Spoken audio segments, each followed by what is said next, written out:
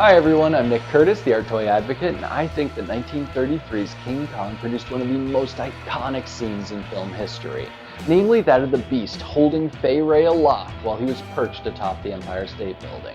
It was an image that must have been immediately recognizable to almost everyone, as even Walt Disney parodied it that very year, having a similar scene using Minnie Mouse take place in the Pet Store short. And Disney's recreation of that scene is absolutely appropriate, as we're going to be examining Vincent Scala's Mickey Monster vinyl designer toy today. Now you might be familiar with this design already, even if you've never seen this sculptural rendition. That's because Mickey Monster is quite possibly Scala's most recognizable illustration, having originally debuted as part of 2013's I Love New York group exhibition at Brooklyn's Bunny Cutlet Gallery. And in the years since, Scala has created various silkscreens of the drawing to satisfy the continued demand.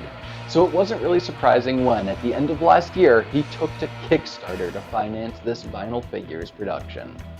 Obviously a parody of Mickey Mouse, this is an immediately iconic image in its own right. Yes, it draws upon that classic King Kong scene, placing a distraught Minnie in the Beast's paw, but it is how this twisted, nine-eyed, sharp-toothed, and horned version of Disney's character retains a vintage feel that truly allows this piece to work.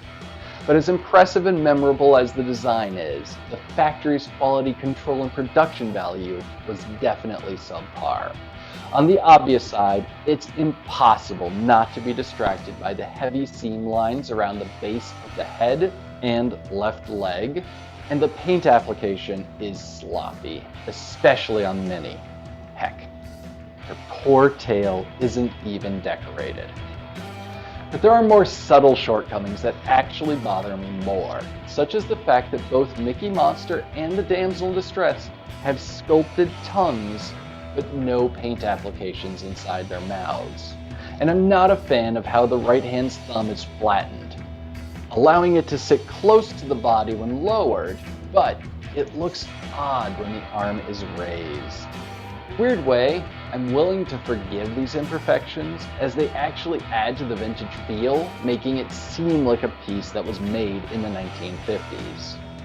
Scala's Mickey Monster was made available in 3 versions, this classic one, as well as the extremely limited blackout edition and a solid pink vinyl rendition. Remaining copies of which can be purchased directly from the artist's website, vincentscala.com. Thank you for watching me, the Art Toy Advocate, Nick Curtis. Agree with me, disagree with me? Let me know your thoughts on Vincent Scala's Mickey Monster by commenting below, as well as liking or disliking this video on YouTube. And please remember to subscribe to the CoArt YouTube channel to be kept up to date on my reviews.